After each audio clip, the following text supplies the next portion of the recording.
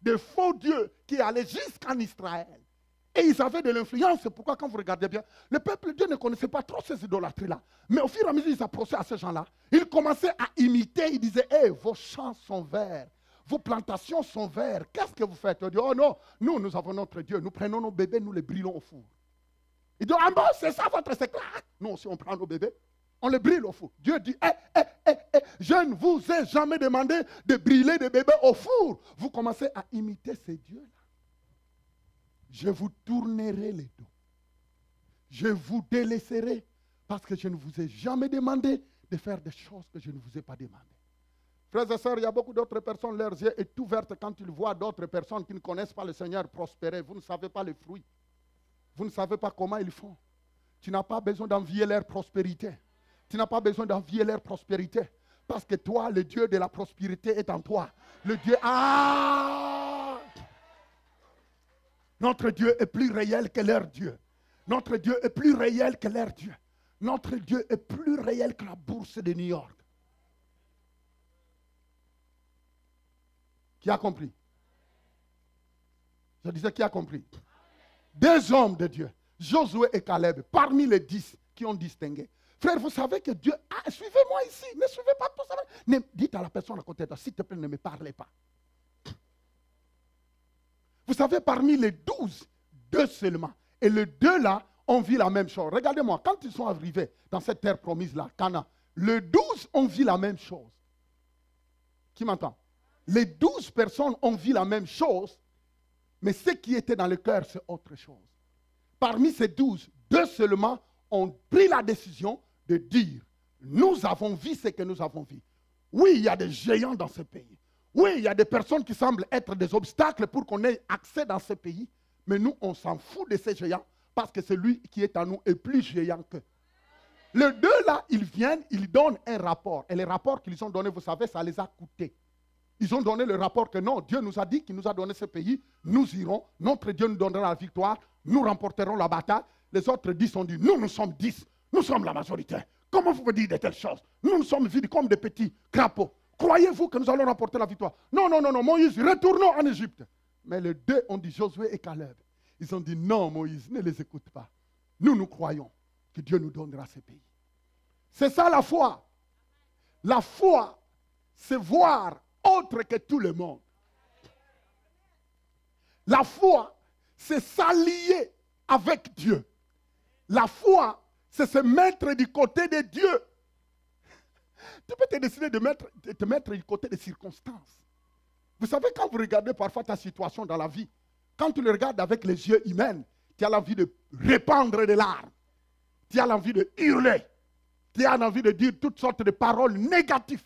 Tu as l'envie de dire impossible. Arrêtez de dire comme ça parce que ce n'est pas ça le langage du royaume.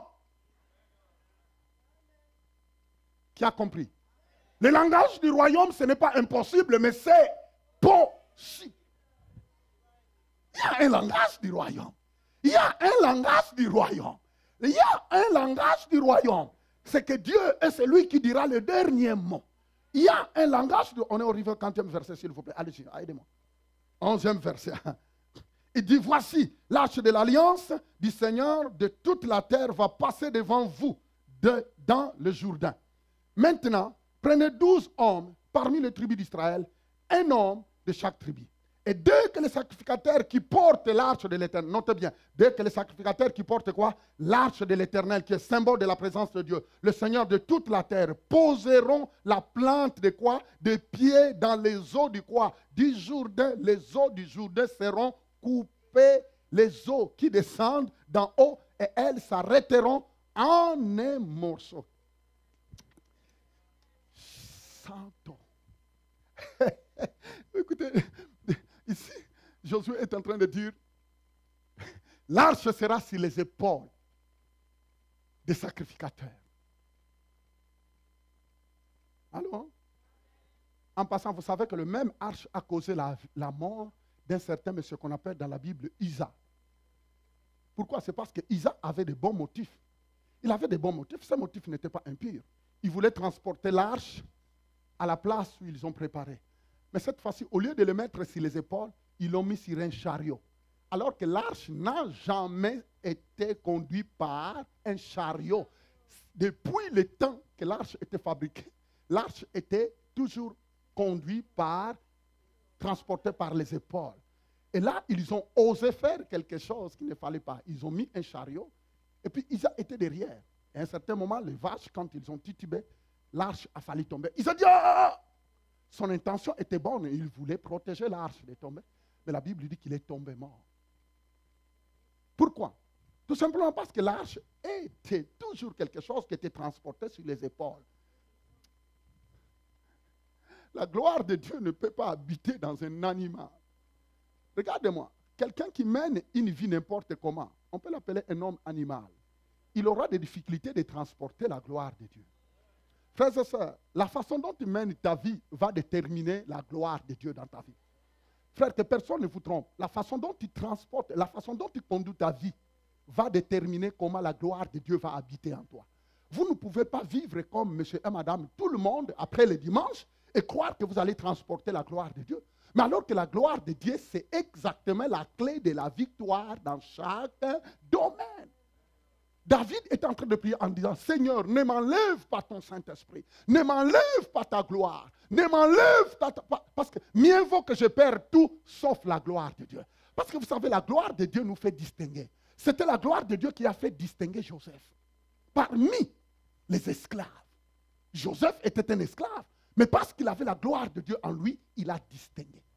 Vous savez, frères et sœurs, un homme animal ne peut pas supporter la gloire de Dieu. Un homme animal, c'est quelqu'un qui mène sa vie comme il veut. Et même un homme charnel. Un homme charnel, c'est quelqu'un qui a accepté Jésus comme Seigneur et Sauveur. Mais à l'église, il a une autre vie. Dehors, il a une autre vie. Il dit, dès vous prendrez l'arche, vous le mettrez sur les épaules. Et